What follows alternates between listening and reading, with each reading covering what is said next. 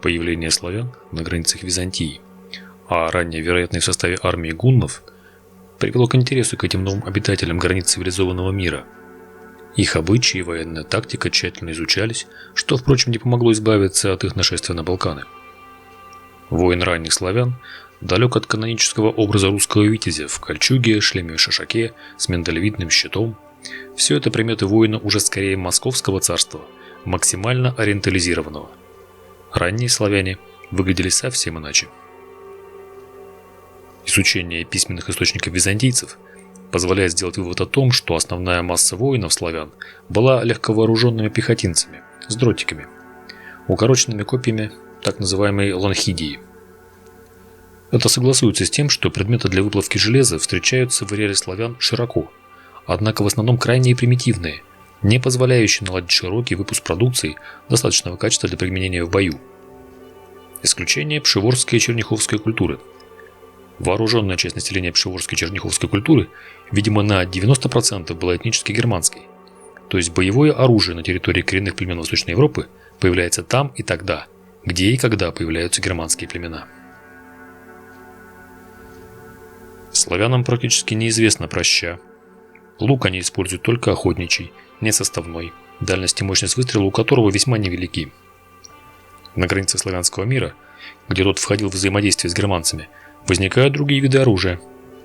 Щит с умбоном, меч, боевой топор. Равно как и в степной зоне, где были контакты с кочевниками. Это сложный лук, булава и кистень. Из защитного вооружения легкая пехота славян имела круглые плетеные щиты – ракта, кожаные или полотняные панцири, не говорится о шлемах или применении кольчужной или иной формы металлической брони. Пишут о наличии славян-копейщиков, которые скрываются за большими квадратными щитами, которые они часто ставят на землю, скрепляя друг с другом, образуя небольшое укрытие частокол. Вступая же в битву, большинство идет на врагов пешими, имея небольшие щиты и копья. Панцирь же никогда на себя не надевают. Некоторые же не имеют на себе ни хитона, ни грубого плаща, но приспособив только штаны, прикрывающие срамные места, так и выступают в схватку с врагами. Они не знают верховой езды, не имеют брони, не владеют современным оружием. До завоевания Топейрос они не использовали пленных, которых убивали самым зверским образом, и вели себя больше как звери, чем как люди. Как видите, войско ранних славян являло собой скорее армию каменного века, чем средневековую боевую единицу. Тем не менее, им удавалось одерживать победы.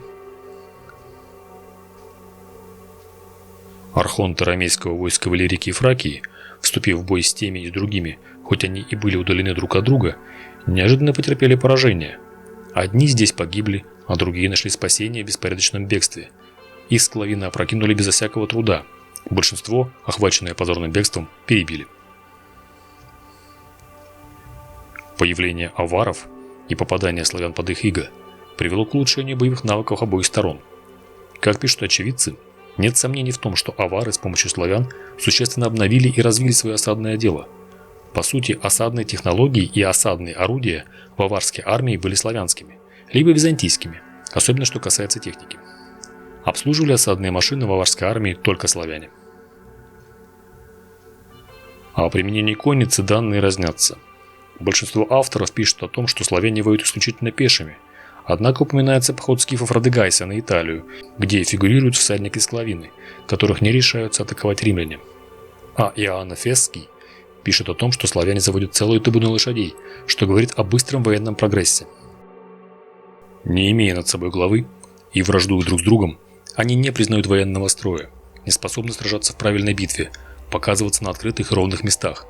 Если случится, что они отважились идти в бой, то они все время его с криком слегка продвигаются вперед, все вместе. Если противники не выдерживают их крика и дрогнут, то они сильно наступают. В противном случае обращаются в бегство, не спеша помериться силами с неприятелем в рукопашной схватке. Имея большую помощь в лесах, они направляются к ним, так как среди теснин они умеют отлично сражаться. Все это они мастера делают разнообразными придумываемыми способами, с целью заманить противника. Император Маврикий описывает славян как безусловно уступающих по силе аварам или персам из-за своей разобщенности и слабого вооружения, однако как крайне хитрых и вероломных врагов. В общем, они коварны, не держат своего слова относительно договоров, Их легче починить страхом, чем подарками. Так как между ними нет единомыслия, то они не собираются вместе, а если соберутся, то решенное ими тотчас же нарушают другие, так как все они враждебны друг другу, и при этом никто не хочет никому уступать. В сражениях наибольшую опасность для них представляют метание у них стрел и копий, внезапные нападения из засады и набеги, производимые против них отрядами из разных мест. Сражения с пехотой, особенно легко вооруженной, в местностях открытых и ровных. В итоге скудный археологический материал дает достоверный портрет армии ранних славян, как вооруженной толпы непрофессиональных воинов, не имеющих брони с плетенными щитами, дротиками, копьями и луками, довольно примитивного устройства. В то же время видно, как они жадно учатся войне, разводят коней, знать приучаются к мечу и шлемам, осваивают осадное дело. Такой противник не был опасен для готов, гуннов или авар, так как не смог бы длительно обороняться от превосходящего качественного врага, но был очень неплох в набегах и грабежах, чем и стали известны славяне при аварском каганате. Пишите, согласны ли вы с этой оценкой древних, ставьте лайк и подписывайтесь на канал.